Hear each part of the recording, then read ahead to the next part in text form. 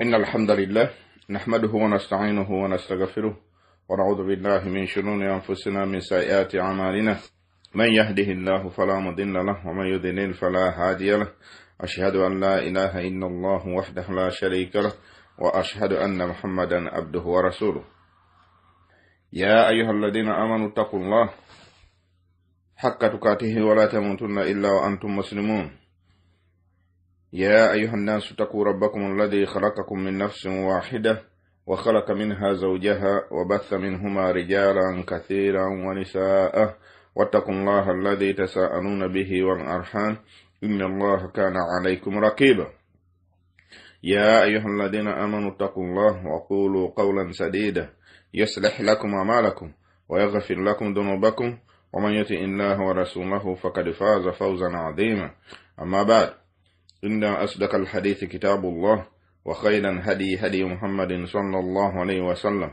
وشر الأمور محدثاتها وكل محدثة بدعة وكل بدعة ضلالة وكل ضلالة في النار. matendo gonna malunjera majuvuga Allah subhanahu wa ta'ala tumutendeza ntumusuta na matenda ga malunjera majuvunga bwagwanidde tuzako kusabira ekitibwa Muhammadin sallallahu alaihi wasallam natuwanjagira Allah subhanahu wa ta'ala amuseko kusasira kwene mirembe nga bibunira ddala abantu b'ennyumba ye ne basahaba be nabo bonna abamugoberera okutusiza ddala ku lunaku lw'ensonga.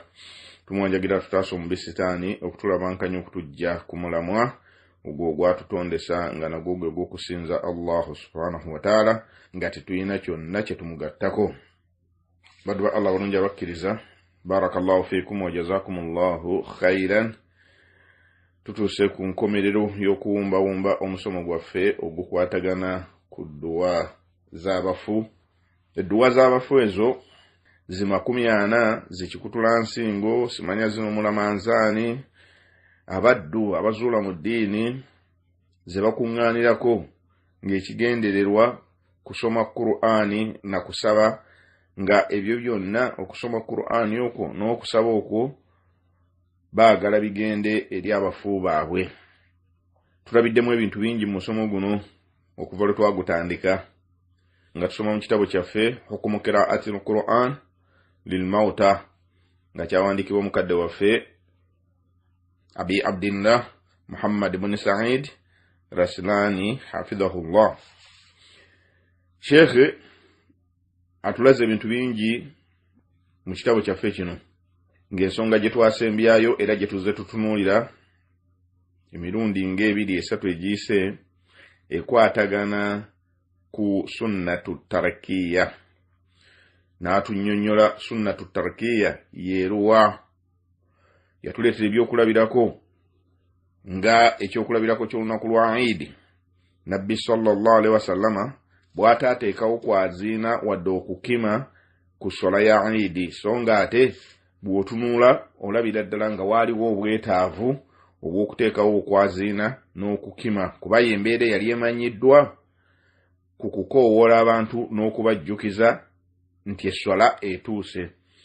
Naye awamu n'ekyo ku lunaku luno lwa Eid ng'esswala eno esaalibwa mu kifo ekyenjawulo, yagifulumya mu muzikiti gwe n'agitwala mu kifo ekyenjawulo ekikuŋŋaanirwamu buli omu, naye teyateekawo kwaziina wadde okukima. Sheeke n'atulaga esswala ya tarawih. Nabbi sallallahu alaihi wasallama yagisaazaako abaddu ennaku ezaakulembera. Ku lunaku olwokusatu oba olwokuna n'ayimiriza. Lwaki? Yatya nti esswala eno eyinza okufuulwa ey'empaka ate ng'abaddu ba Allah ab'ekibiina kye tebajja kukisobola. Awamu n'okuba nga waliwo obwetaavu bungi abantu okubakuumira ku jama n'obulungi obuli mu swala eyo, naye esswala eyo n'agireka. Ebyo byonna ebyokulabirako yabituwa. N'atulaga obwetaavu obwaliwo okusomera abantu Qur'ani.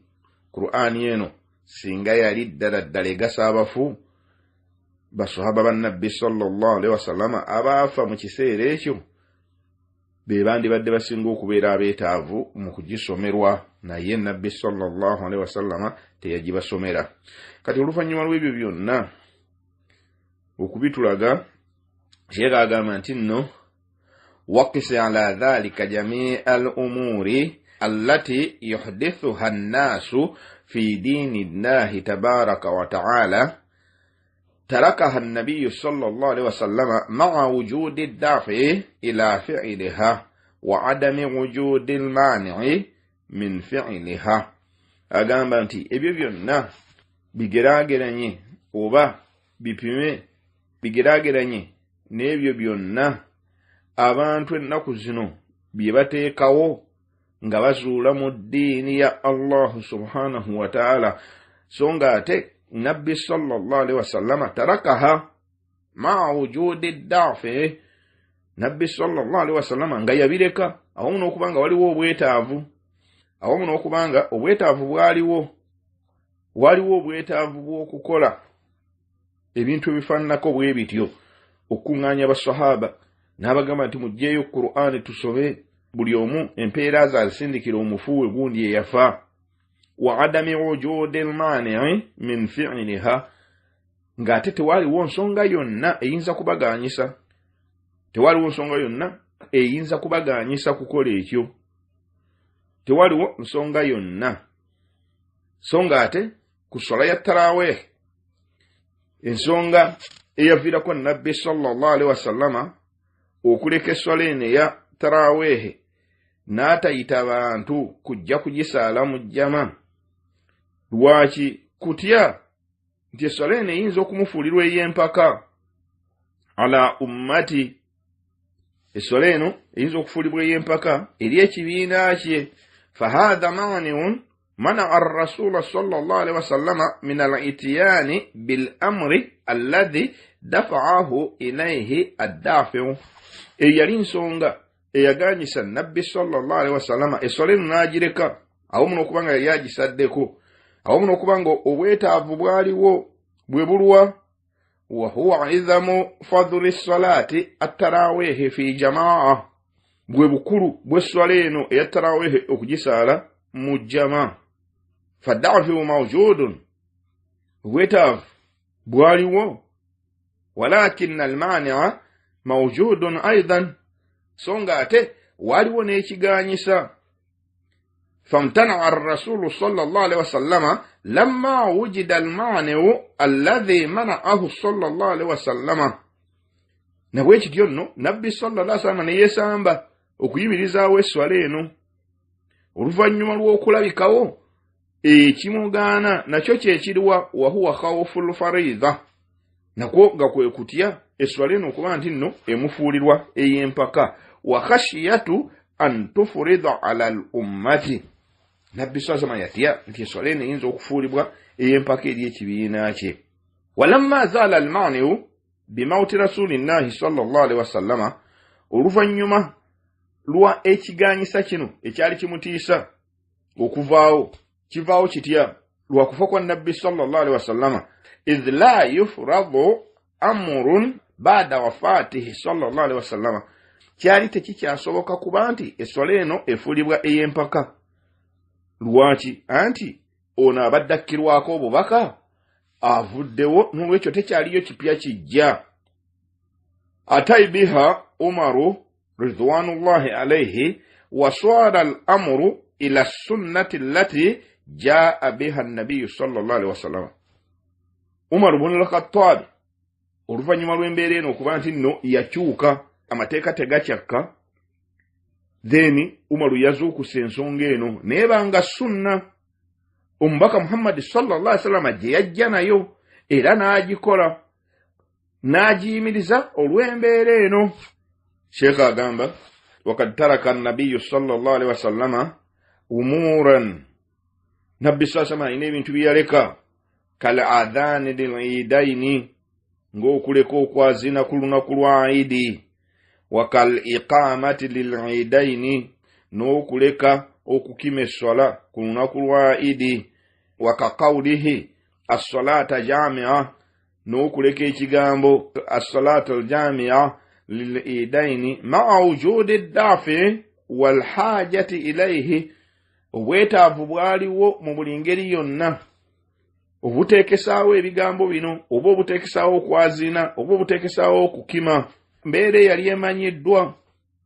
wa adami wujudi al-mani nga tewaliwo na kiganyisa liannahu la mania yamna'u ar-rasul sallallahu alaihi wasallam min an ya'mura wahidan min ashabihi bil adhani aw al-iqama aw qawl as-salata jami'a. Tewaliwo kyonna kiremesa mubaka Muhammad sallallahu alaihi wasallam wadde okumugana okuba nti nno alagira omu ku basahaba nti waaye yazina oba kimessola oba gamba nti as-salatu jami'a nga bwolaba abazuuzi bwe baakolanga ku lunaku lwa Idi nga bateekawo ekigambo ekyo. Agamba nti kadhalika yujadu ad-dafi'u litilawati al-Qur'ani inda al-quburi lirahmati al-amwati. Nawe kityo nno waliwo obwetaavu obw'okusoma Qur'ani eno ng'esomerwa ku kabuli oba ng'esomerwa mulimbo lirahmati al-amwati, abafu bano basobole okufuna okusaasira okuva eri Allah subhanahu wa ta'ala nga kuyitira mu Qur'ani eno. wala idhami thawabi fadli al-Qur'ani al-azim, awamu n'okubanga Qur'ani eno ey'ekitiibwa eyina empeera nnyingi. Qur'ani eno ey'ekitiibwa erimu empeera nnyingi. wakadhalika yujadu ad-dafi'u li'itaqi ar-riqabi bitilawati qul huwa Allahu ahad 1000 marratin aw 100,000 marratin fil itaqati al-kubra wal itaqati as-sughra ila ghayri dhalika mimma ya'tuna bihi min tilka al-bid'i. Sheikh agamba nti obwetaavu waliwo okusomera abantu Qur'an n'okujja ensingo zaabwe mu muliro bitilawati qul huwa Allahu ahad, okubasomera nga basomerwa surati al-Ikhlas 1000 marratin emirundi 1000 au 100,000 marratin fil itaqati al-kubra wal itaqati as-sughra. ababazuzi babyawulamu emirundi ebiri. waliwo okujja ensingo z'abaddu okutono kwe okusoma qul huwa Allahu emirundi 1000 oba okusoma qul huwa Allahu ahad 100,000 emirundi 10,000 ng'okwo kwe bayita al-itaqati al-kubra, ng'okwo kwe kujja ensingo z'abantu mu muliro okunene. Sheikh agamba nti ila ghayri dhalika mimma ya'tuna bihi min tilka al-bid'i, n'ebitali ebyo mu ebyo abantu bye bakola mu kuzuula mu ddiini ebyefaananyirizaako ng'ebyo. N'olwekyo obwetaavu bwaliwo. Qur'ani eno yakkira ku nabbi sallallahu alaihi wasallam, era yali asinga okutegeera obulungi obulimu. Yafiirwa basahaba, yandibadde abakuŋŋaanya n'abasomera Qur'an oba n'abagamba nti buli omu asome Qur'ani obulungi abuweereze abafuuba abaafa. idhan n'olwekyo nno ghaba al-mani'u alladhi yamna'u min fi'li al-fi'li, n'olwekyo tewaliwo kyonna kiganyisa nabbi sallallahu alaihi wasallam kukola ekyo kyeyandibadde akola ma'a wujudi dafi alladhi yahuddu alayhi, awamu n'okuba nti waliwo obwetaavu nga bumusindika okuba nti akola kyonna okulaba nti nno ajja ensingo z'abaddu bano mu muliro. falamma ghaba al-mani'u wa wajada ad-dafi'u wa lam ya'khudhu bidhalika rasulullah sallallahu alaihi wasallam alimna anna man fa'ala dhalika faqad ata bi bid'atin. Sheikh agamba nti oluvannyuma lw'okuba nti nno tewaliwo kiganyisa so nga ate obwetaavu bwaliwo, naye nabbi sallallahu alaihi wasallama lam ya'khudhu bidhalika rasulullah sallallahu alaihi wasallam, naye nga nabbi sallallahu alaihi wasallama tayina kye yakola ku bifaananako bwe bityo. alimna anna man fa'ala dhalika, deni tukimanya butereevu kituyigiriza era ne tukimanya nti man fa'ala dhalika oyo yenna akola ekyo faqad ata bi bid'atin, aba agudde mu kuzuula mu ddiini. waman taraka dhalika, oyo yenna aba alese ekyo kama taraka rasulullahi sallallahu alaihi wasallama faqad ata bisunna, oyo aleka ekyo n'atakikola n'atakuŋŋaana kusobera mafu Qur'ani nga nabbi sallallahu alaihi wasallama bwe yagireka, then omuntu oyo abeera akoze sunna ya nabbi sallallahu alaihi wasallam. Agamba nti nabbi sallallahu alaihi wasallama yusharri'u lana bitarki, nabbi sallallahu alaihi wasallama ateeka amateeka mu ddiini n'aleka so nga ate obwetaavu we buli.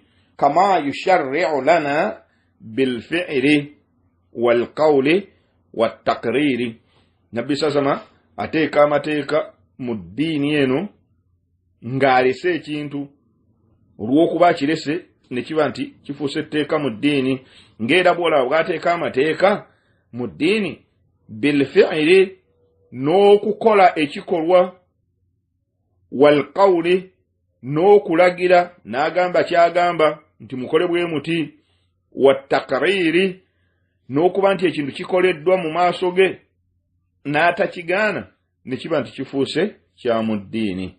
N'olwekyo oyo yenna ayagala okugoberera omubaka Muhammad sallallahu alaihi wasallama ayina kumugoberera, we yaleka n'aleka, we yakola n'akola, we yalagira n'akola, ekyakolebwa mu maaso ge n'atakigaana, naffe tulina kukikola mu mbeera eyo efaanana bwetyo. Barakallahu fikum wa jazakumullahu khairan.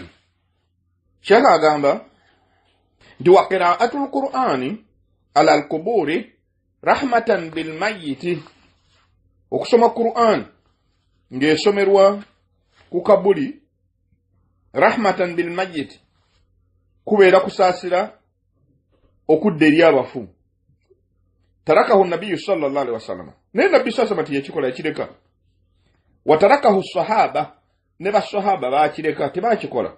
Ma'a qiyamil muqtada, ay addafi'u lil fi'li, obwetaavu bwaliwo obw'okukikola, min shafaqati ala al mayyit.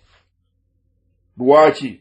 Anti nabbi sallallahu alaihi wasallama yali asinga okulumirirwa abafu bano, wa adama al mani min al fi'li, ate nga tewaliwo kimugaana kuba nti abafu bano abasomera Qur'an olw'obukulu bwayo n'obulungi n'emigaso ebigirimu. Li'annahu la yamna'u an-nabiyya sallallahu alaihi wasallam mani'un min an yaqra'a huwa, tewaliwo kimugaana nabbi sallallahu alaihi wasallam kubanga asomera abafu bano Qur'an ye kennyini, wa ya'mura ashabahu bilqira'ati, era tewaliwo kimugaana kulagira basahaba kubanga bagisoma. Wa idhan fattaruku huwa sunna, then kiba kitegeeza nti okukireka n'otakikola ye sunna. Walfi'lu huwa albid'atu maadama ar-rasulu sallallahu alaihi wasallama taraka alqira'ata ala al-amwati wa huwa bil ummati raufun rahimun sallallahu alaihi wasallam. Okukikola n'okuŋŋaanya abantu ne musoma Qur'ani nga muzisomera abafu, okukikola kuba kuzuula mu ddiini. Lwaki? Anti nabbi sallallahu alaihi wasallam tiyakikola, tiyasomera abafu Qur'ani eno. Wa huwa bil ummati raufun rahim, yasinga okulumirirwa abantu b'ekibiina kino, ng'era bw'olaba bwe yaleka okusaala essala ya taraweehe, obwetaavu bwaliwo naye nga waliwo ekimuganyisa ekyamutiisa kulumirirwa bantu ba kibiina kino, nti taraweehe eno bw'ena ebafuulirwa ey'empaka kijja bakaluubirira. Wa huwa al-muballighu an rabbihi, ono mubaka Muhammad sallallahu alaihi wasallama ye yali omutuusa nga yaleeta obubaka okuva eri omulezi we. Walamu yuqassir fil balaghi, nabbi sallallahu alaihi wasallama teyakendeezaako wadde okulyaza amaanya mu kutuusa obubaka buno obwamutumibwa. Walamu yuqassir fil bayani maadama qad taraka dhalika, nabbi sallallahu alaihi wasallama teyakendeezaako wadde okulyaza amaanya mu kunnyonnyola n'okwoleka ebirungi abaddu bye balina okukola okusobola okufuna obulungi okuva eri Allah subhanahu wa ta'ala. Awamu n'okuba nti ensonga eno yagireka teyakikola, kitegeeza nti gwakikoze obeera oli mu kuzuula mu ddiini, si kintu kyosaanidde okubeera ng'okola. Nabbi sallallahu alaihi wasallama ye yali asinga okulaba n'okumanya obulungi obudde eri abaddu ba Allah abali mu kibiina kye. Gwe leka kufubutuka eno olowooze nti nno gw'olumirirwa abafu bali okusinga omubaka ono Muhammadi sallallahu alaihi wasallama n'akamu n'akeddagala. Era bw'oba olina endowooza eyo obeera mu kwerimba. Tosobola busobozi kuba nti olumirirwa abantu b'ekibiina kino. Twalaba emabega nga Sheikh atugamba nti Nabbi sallallahu alaihi wasallama alumirirwa abantu b'ekibiina kino okusinga nabo bennyini engeri gye beerumirirwa. Abalumirirwa okusinga ne bamaama baabwe engeri gye babalumirirwa. Tukimanyi bulungi nti maama w'omuntu ye muntu asingira ddala okuba nti alumirirwa omwana we. Naye maama biwero compared ku Nabbi sallallahu alaihi wasallama engeri gye yali alumirirwamu abantu b'ekibiina kino. N'olwekyo teyandirese ensonga efaanana bw'etyo awamu n'obulungi bwe tumanyi obuli mu Qur'an, naye n'atakuŋŋaanya basahaba kubasomera Qur'an. Wayaquluuna al'aana, ku mulembe guno abantu bagamba nti inna fiihi rahmatan wa khayran wa barakatan wa itqan lirriqaabi minan naari bilnisbati lilmutawaffa. Owulira nti mu kusomera abafu Qur'ani mulimu okusaasira okuva eri Allah subhanahu wa ta'ala. Wa khayran, mulimu n'obulungi obuyitirivu. Wa barakatan, n'emikisa emiyitirivu. Wa itqan lirriqaabi minan naari, n'okujja ensingo z'abantu mu muliro binnisbati lilmutawaffa. Ebyo byonna biddawa bidde eri bano abafu. Faddafi'u mawjudun, obwetaavu buli ku nsonga eno. Fakaifa yatruku ar-rasulu sallallahu alaihi wasallama hadha al-amra al-azima binnisbati lilmutawaffa wala mani'a yamna'uhu min al-ityani bihi. Nabbi sallallahu alaihi wasallama lwaki yandibadde aleka ensonga eyo ennene bw'etyo n'atasabira abafu nga tiwaliwo na kimugaana? Subhanallah, lwaki yandibadde akireka? Idhan maadaama kad taraka, ebbanga lyamala nga Nabbi sallallahu alaihi wasallam ensonga eno yagireka, ma wujude dafi ilaihi wa ghiyabil mani minhu, nga obwetaavu weebuli nga tiwaliwo na nsonga yonna emugaana. Fatarakuhu sunnatun wa fi'luhu bid'atun, then kitegeeza nti okukireka ye sunna, okukikola oba ozudde mu ddiini. Wala yuqalu an yatruka ar-rasulu sallallahu alaihi wasallama shay'an nafi'an li ummatihi ya'udu 'alayha birrahma thumma yatrukuhu sallallahu alaihi wasallama hayatahu. Tekisoboka busobosi, tekiyingira na magezi, toyina na bw'oyinza kukigeraageranya nti Nabbi sallallahu alaihi wasallama yandirese ekintu kyonna nafi'an li ummatihi, ng'ekintu kino kya mugaso eri umma ye, nga kya mugaso eri umma ye n'akireka. Yaudu alaiha birrahma, nga kirimu okusaasira okuva eri Allah subhanahu wa ta'ala okudda eri abaddu bano.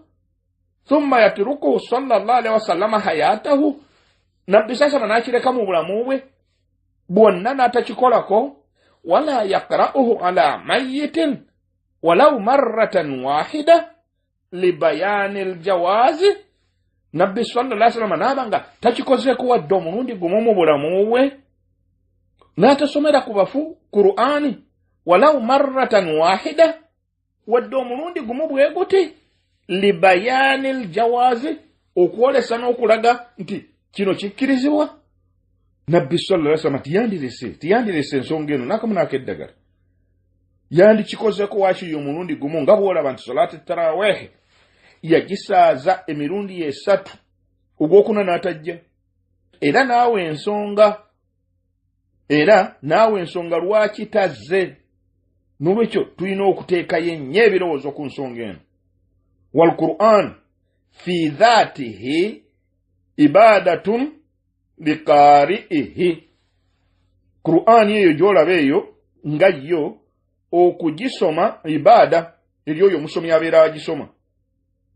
Yatakarrabu biqira'atihi wa bisamaihi ila Allah tabaraka wa ta'ala. Qur'ani eyo gyolaba okugisoma oba okugiwuliriza kikusembeza eri Allah subhanahu wa ta'ala. La yunaza'u fi dhalika ahadun. Tewaliwo nkayana yonna ku nsonga eyo. Tewaliwo nkayana yonna ku nsonga eyo nti Qur'ani eno okugisoma n'okugiwuliriza erimu obulungi bungi kubeera kusinza Allah subhanahu wa ta'ala ekusembeza okumpi ne Allah subhanahu wa ta'ala. Tewaliwo nkayana. Innama an-nizaa'u fi qira'atihi lilmayyit. Enkayana eriddawa Qur'ani eno kugisomera bafu. Wewali obuzibu. Qur'ani eno kugisomera bafu wewali enkayana. Liyakuna itqan liraqbatihi minan nari. Okugisomera abafu nti ejja kujja ensingo zaabwe muliro awo wali obuzibu. Ma'al ilmi bi anna al-Qur'ana ma nazala lil amwati. Awamu n'okubanga tukimanyi bulungi nti Qur'ani eno teyassibwa eri bafu wa innama nazala lil ahya'i. Qur'ani eno yassibwa eri balamu teyassibwa kuyamba bafu kuyamba balamu. Kyova beri mu surati Yasin Allah subhanahu wa ta'ala yagamba nti wa ma allamnahu ash-shi'ra wa ma yanbaghi lahu. Oyo mbaka Muhammad sallallahu alaihi wasallam tetwamusomesako bitontome wadde nnyimba. Wa ma yanbaghi lahu era tebimugwanidde. Ekitiibwa kye tagwanidde kubeera nti nno ali awo muyimbi mutontomi nedda. In huwa illa dhikrun wa Qur'anun mubin. Ekyamusomesebwa Qur'ani eno kujjukira Allah subhanahu wa ta'ala. Kyakwebuulirira nakyo Qur'ani eno kyakwebuulirira nakyo. Era kitabo kyakusoma ekinnyonnyola amazima. Ekitabo ekyeyolefu ekinnyonnyola amazima. Liyunzira man kana hayyan. Owulira? Liyunzira man kana hayyan. Kyakutiisa na kulabula. Man kana hayyan abalamu abaliwo. Wa yahiqqa alqawlu ala alkafirina. N'okukakasaawo ekigambo kino nti ddala kituufu eri abakafiiri bano abagiwakanya bakitegeere nti ebibonerezo bajja bisangayo yawma al-qiyama. N'olwekyo Qur'ani eno liyunzira man kana hayyan nga kulabula eri abalamu so saabafu. Kendo olabe surati Yasin aya 6:7.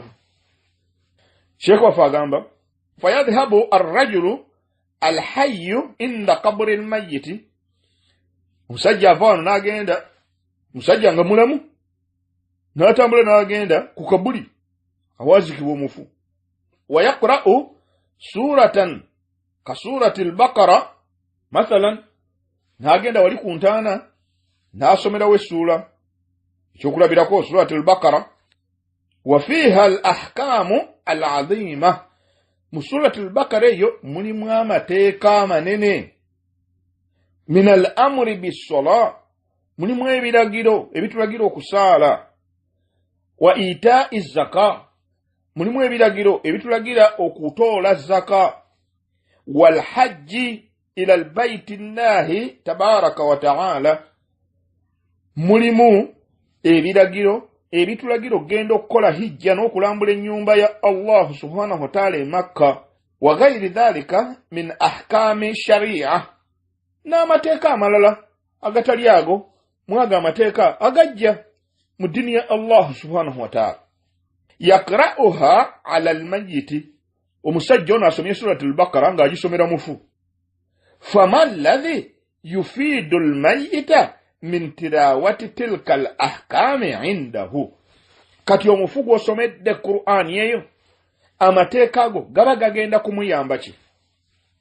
Sheikh kyabuuza gaba gagenda kumuyamba kinawe weebuuze amateeka ago ag'ekitiibwa amazito amanene ezo zonna mpagi okusiiba kuli mu surati al-Baqara okukola hijja surati al-Baqara okuyimirizaawo eswala surati al-Baqara okwawula Allah subhanahu wa ta'ala shahada surati al-Baqara zaka surati al-Baqara empagi 5 teziweddeeyo byonna biri mu surati al-Baqara kati omufuono bimuyamba ki Sheikh kyabuuza wa innama nazala al-Qur'anu lil ahya'i Qur'an yeno yassibwa eri balamu walam yanzilu lil amwat teyassibwa eno Qur'ani teyassibwa eri bafu yassibwa eri balamu nazala liyakuna tabshiran lil muti'i oida Qur'an yeno yassibwa nga mawulire gassanyu ebyo yanagondera Allah subhanahu wa ta'ala wa indharan lil'asi nga kutiisa na kulabula nga bwe tulabye mu aya ziri liyunzira man kana hayyan Qur'an yeno yassibwa nga kulabula eri abalamu beewale okujemera Allah subhanahu wa ta'ala wa yahiqqa alqawlu ala alkafirina n'okunywezaawo eri abakafiri anaajema kikyagenda okusanga ku lunaku lw'ensonga nazala linuhadhib bihi annufuusa Qur'an yeno yassibwa kwebuulirira nayo kulyowa myoyo gyaffe wanusliha bihi ashu'una n'okuba nti nno tulongoosa embeera zaffe zetuwangaaliramu nga tukyali balamu Qur'an yeno etugasa tuli balamu so si nga tufudde Qur'an yeno etugasa tuli balamu so si nga tufudde ne bw'onookola otya nazala al-Qur'an al-azim Qur'an yeno ey'ekitiibwa yassibwa wa anzalahu Allahu tabaraka wa ta'ala kagairihi min al-kutubi as-samawiyya Allah subhanahu wa ta'ala Qur'an yeno yagissa nga bwe yassa ebitabo ebirala ebyava mu ggulu nga bw'atugamba era bw'atunyumiza mu Qur'ani ebitabo bye yassa ku bannabbi abalala nga Tawrat al-Injili n'ebirala liya'mala ala tariqati al-amiluna bano bannannyini kusibwako nsonga eno basobole okuyiga n'okumanya kiki ekyokkola n'ekkubo lye balina okuyitamu okusobola okutuuka eri Allah subhanahu wa ta'ala ng'abasiimye wa yahtadi bihadiyihi almuhtaduuna n'abo ab'okuluŋŋama babeere nga baluŋŋamizibwa mu ekyo ekitabo ekissiddwa Allah subhanahu wa ta'ala agamba nti inna hadha al-Qur'ana yahdi lillati hiya aqwam wa yubashshiru al-mu'minina alladhina ya'maluna as-salihat anna lahum ajran kabira mazima ddala Qur'an yeno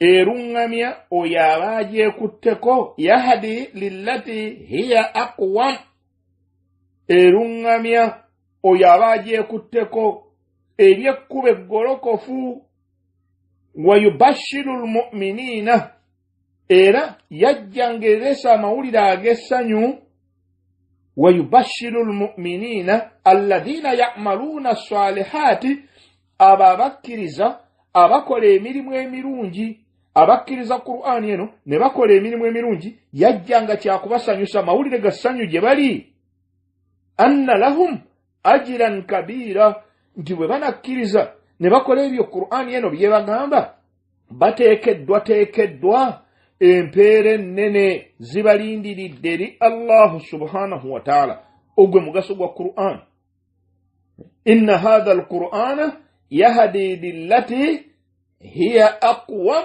wa yubashshiru al-mu'minina alladhina ya'maluna as-salihat anna lahum ajran kabira mazima ddala Qur'ani eno erungamya eri ekkubo eggolokofu ate nga mawulire ga ssanyu eri abo abakkiriza ne bakola emirimu emirungi. Allah subhanahu wa ta'ala mazima ddala yabateekerateekera empeera ennene. Wa inna alladhina la yu'minuna bil akhirah a'tadna lahum adhaban alima. Ate mazima ddala kimanye nti abo abatakkiririza mu lunaku lwa nkomerero a'tadna lahum adhaban aliman. Allah subhanahu wa ta'ala naibo yabateekerateekera ebibonerezo ebirumya bibalindiridde ku lunaku lw'ensonga. Olunaku luno lwe batakkiririzaamu nti lugenda kubaawo, tugenda kuyimirira mu maaso ga Allah subhanahu wa ta'ala. Buli omu fayunabbi'ukum bima kanu ya'malun. Buli omu atandika okubuulirwa ebyo bye yakola ku nsi. Surat al-Isra'i aya ey'omwenda n'ey'ekkumi. N'olwekyo Qur'ani eno yassibwa eri balamu so si bafu. Fahal sami'a inda Sheikh agamba fahal sami'a inda sabiqina min ahli al-milal wan-nihal anna kitaban min al-kutubi as-samawiyya yatilunahu ala amwatihim. Sheikh abuuza nti wali okiwuliddeko mwegyo emirembe gyakulembera, mulembe gwa Nabbi Musa, mulembe gwa Nabbi Isa, n'emirembe emirala, mulembe gwa Nabbi Ibrahim, n'emirembe emirala, mulembe gwa Nabbi Dawuda ne mutabani we Sulaiman. Emirembe egyo gyaliko ebitabo, naye wali okiwuliddeko nti mazima ddala anna kitaban min al-kutubi as-samawiyya, ndi mazima ddala mu bitabo ebyo ebyasibwa okuva mu ggulu, yatirunahu ala amwatihim, nti baabisomeranga abafu baabwe. Nedda tekiriiwo, tekiwulirwanga nako wadde. Kati ffe tukijjawa. Walakin istajarra ash-shaytanu kathiran min ahli hadhihi al-millah lil-ibtida'i fi dini Allahi tabaraka wa ta'ala. Sitani Iblis yafunga namube neziba banja amaaso abantu b'ekibiina kino, abantu b'omulembe guno, nebaziba amaaso nebalaga nti okuzuula mu ddiini ya Allah subhanahu wa ta'ala kirungi. Wa nabiyyu sallallahu alaihi wasallama lam yakra'u ala ashabihi. Nabbi sallallahu alaihi yasomerako ku basahaba be Qur'ani eno wadde. Lam yakra'u ala ashabihi ba'da mamati man mata minhum as-samadiyya, yani surati al-ikhlas. Nabbi sallallahu teyasomerako n'omu mu basahaba be ababaafa ng'akyali mulamu. Talina n'omu gwe yasomera ku surati al-ikhlas emirundi egimanyiddwa. Tekyaliwo wadde ng'ekyakikola okujja ensingo zaabwe mu muliro. Wa inkadhan lahum minan naari, n'okubanyulula mu muliro. Nedda tekyaliwo wadde. Fannabiyyu sallallahu alaihi wasallama ma jaa bihi huwa al-haqqu wal-huda wan-nuuru wal-khayru. Ebyo Nabbi sallallahu alaihi wasallama bye yajja nabyo ddala ddala bye by'amazima, era bwe bulungamu, era kyekitangaala, era bwe bulungi. Wama tarakahu ar-rasulu sallallahu alaihi wasallama ala hadha an-nahwi, yani ma'a qiyami ad-dafi wa intifa'i al-mani' fatarakuhu sunnah. Nabbi sallallahu alaihi wasallama kyonna kye yaleka awamu n'okubanga waliwo obwetaavu bwakyo nga tiwaliwo nakimugaana, naye n'akireka, kitegeeza nti tekiriimu kalungi, then okukireka ye sunna. Wayambagi alaina an natrukahu kama tarakahu ar-rasulu sallallahu alaihi wasallama. Naffe nno kitugwanidde, tuteekwa buteekwa okuba nti no tuleka ekyo Nabbi sallallahu alaihi wasallama kye yaleka. Bwe tutaakole bwe tutyo, wa illa kunna bilisani al-hali muttahimina lirrasuli sallallahu alaihi wasallama bi annahu qassara. Subhanallah. Bwe tutaakole bwe tutyo, ffe ne tugenda mu maaso n'okweterawo ebyaffe, tujja kuba tutegeeza nga tuyisa ku nnimi zaffe nga nabbi sallallahu alaihi wasallam tumutemerera tumuteekako ekigambo ekinene nti yakumpanya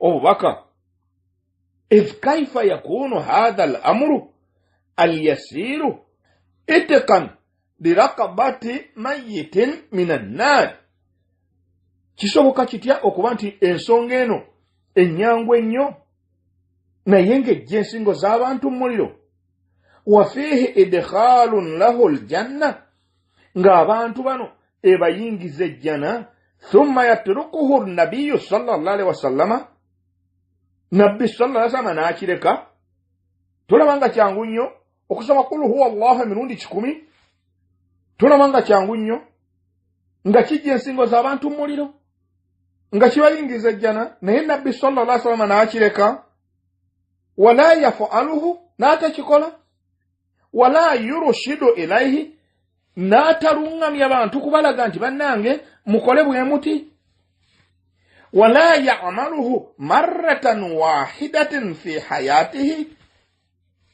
n'atakikolako wadde omulundi n'ogumu bwe guti mu bulamu bwe ma annahu amrun la yujadu mani'un min fi'lihi في أحده صلى الله عليه وسلم مع وجود هذا الدافع العظيم أو من أكبانتي ينسونغين توليو كمغانا كبانتي أشكولا ngato bwetaavu weebuli bw'amaanyi omubaka Muhammad sallallahu alaihi wasallam nga bwe tuzze tulaba alumirirwa nnyo abantu b'ekibiina kino okuba nti nno abayingiza ejjana abajja mu muliro wahuwa itqu rikabi minan nari ensonga weeri kujja abantu mu muliro wa tawsilu lkhairi liulaika alabrari alladhina matu min assahabati fi ahadi nabiyyi sallallahu alaihi wasallama n'okuba nti nno empeera zino obulungi buno bwonna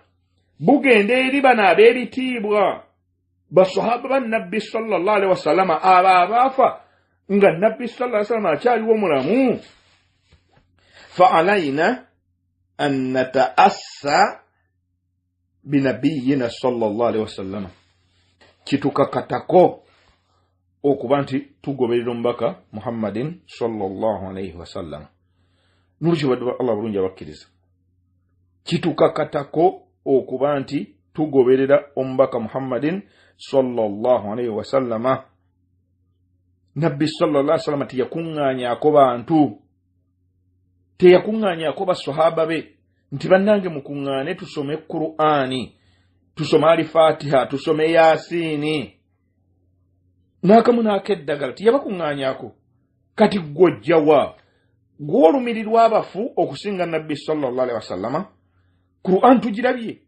yassibwa kuyamba balamu so si bafu n'olwekyo baddu ba Allah bulungi abakkiriza tuleme kubuzaabuzibwa n'abantu abatono ennyo abeenoonyeza ebyabwe ku bwabwe abagoberera okwagala kw'emyoyo gyabwe leka kuwuliriza oye naakugamba nti nno yense edduwa y'abafu ntuufu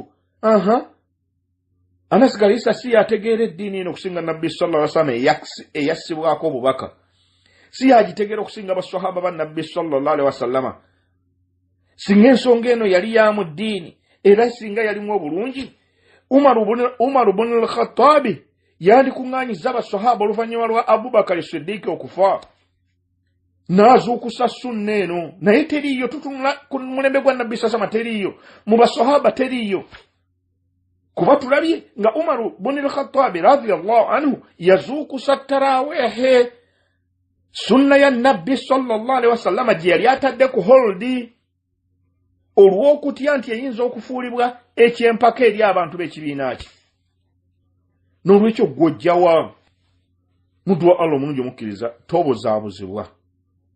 tobuzaabuzibwa n'akamu n'akeddagala barakallahu fiikum wa jazakumullahu khairan Sheikh agamba nti hunaka baadhu an-nususi allati yuqalu innaha waradat an baadhi as-sahaba radiyallahu anhum agamba nti wano wansi wano waliwo obumu ku bujulizi obugambibwa nti bwajjibwa kubamu ku basahaba ba nabbi sallallahu alaihi wasallama ka Abdullah ibn Umar radiyallahu anhuma nga Abdullah mutabani wa Umaru annahu awsa biqira'ati al-Fatiha wa khawatim al-Baqara ala qabrihi ono Abdullah ibn Umar mbuyalama nti bwabanga afudde asomerwanga surat al-Fatiha n'enkomerero ya surat al-Baqara ku kabuli ye agamba nti wa hadha atharun shadhun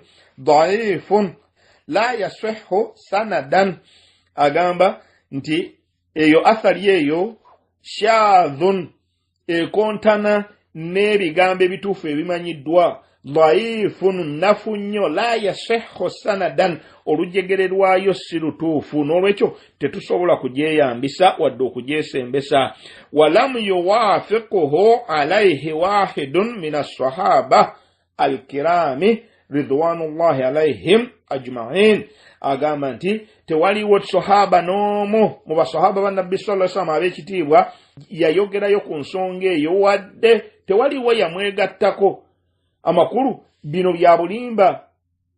bya bulimba biteekebwa ku Ibn Umaru naye nga byaki naye nga bya bulimba ensonga eyo terina kakwate nakamu terina butuufu bwayo wadde mu bonna abajogera tewaliwo kituufu n'akamu tetulina we tujja bwesembeso kukyo kuva mu bigambo by'omulezi waffe wadde ne mu sunna za nabbi sallallahu alaihi wasallama wadde ne mu bigambo by'abamanyi baffe okusaasira kwa Allah kubabeereko tekiriyo n'akamu n'akeddagala n'olwekyo abo bonna abagamba nga beekwasa nti Ibn Umaru yalaama bw'atyo bali ku bifu tebiriiko bujulizi bwonna agamba nti wakadhalika ma yurwa min qira'ati al-Fatiha era nabwe kityo ebyo ebigambibwa nti omuntu bw'aba afudde asomerwa surat al-Fatiha wa surat al-Ikhlas ne surat al-Ikhlas wal muawwidhataini wadde ne sura zine ebbiri ezisembayo mu Qur'ani wa alhaakum at-takathur wal kafiruna ne alhaakum at-takathur ne surat al-kafirun wa ihda'i dhalika li ahli al-maqabir nti ekigambibwa nti nno okusoma surat al-Fatiha ne surat al-Ikhlas ne al-muawwidhataini ne sura ebbiri esembayo mu Qur'an wa alhaakum wal kafiruna ezo zonna sura wa ihda'i dhalika li ahli al-maqabir ng'empeera zino zigenda eri bannannyini kubeera mwezo kabuli fadhalika batilun ebyo byonna bya bulimba limukhalafatihi li aqwali nabiyyi sallallahu alaihi wasallama wa af'alihi wa af'ali sahaba lwaki ebyo byonna byawukana agamba nti ebyo byonna fadhalika batilun bulimba bifu limukhalafatihi olw'okuba nti byawukana li aqwali nabiyyi sallallahu alaihi wasallama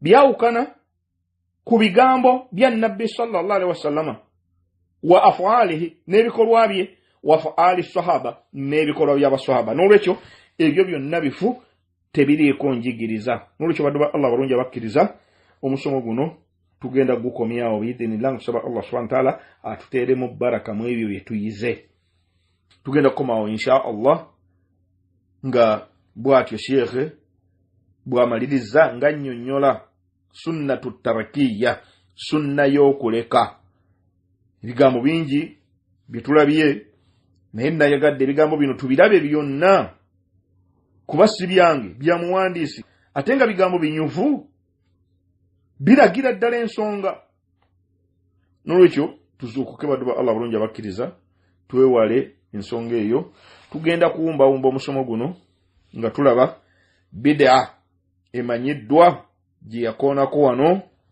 mu zino bid'a ez'enjawulo ze yagenda alaga mwe muli bid'a eya tarakaini mwe muli bid'a ey'okusoma tarakaini ng'agamba nti wa min al-bid'i al-munkara n'ezimu ku bid'a abantu ze bakola embi ennyo talqinul mayyiti kwe kusomera abantu tarakaini ensonga eyo yaginnyonnyola mu bugazi biidhinillah tujja giwa ebiseera tugitunulire yaleeta ebigambo by'abamanyi ab'enjawulo nga mwe muli allajina daima n'abalala insha Allah subhanahu wa ta'ala bw'anaaba tuwangazizza tujja kutunulira ensonga eyo atarakaini abaffe ya mu ddiini oba nedda kuba Dr. Kisule yagiyimirizaawo mu bigambo bye byennyini nga ntunula bwe nti era nga mpulira yagamba nti togeza n'ofa nga tolaamye kusomera tarakaini tujja kulaba bigambo by'abakugu ku nsonga eyo. Barakallahu fikum wa jazakumullahu khairan. Malizanga saba Allah subhanahu wa ta'ala ekise kingi ateke mu abo abawulira ebigambo ne batwalamu ebyokka eby'omugaso birungi byonna ebitidde ku lulimi lwange. Allah subhanahu wa ta'ala yansobeza okubatuusaako ensobezo zibadde muzange nganze era mulajanira abeere nga azinsonyiwa nammwe alime okuzibafuulira ekibabuza muwanjagira ateke mu abo abalulunkana ennyo okugoberera sunna za nabbi sallallahu alaihi wasallama ate era mulajanira ateke mu abo abalwana ennyo okulaba nti beewala okuzuula mu ddiini. ربنا تقبل منا إنك أنت السميع العليم وتب علينا إنك أنت التواب الرحيم. ربنا آتنا في الدنيا حسنة وفي الآخرة حسنة وقنا عذاب النار. وصلى الله وسلم وبارك على محمد بن عبد الله النبي الأمي وعلى آله وصحبه وسلم والحمد لله رب العالمين. سبحانك اللهم وبحمدك أشهد أن لا إله إلا أنت أستغفرك وأتوب إليك. والسلام عليكم ورحمة الله وبركاته.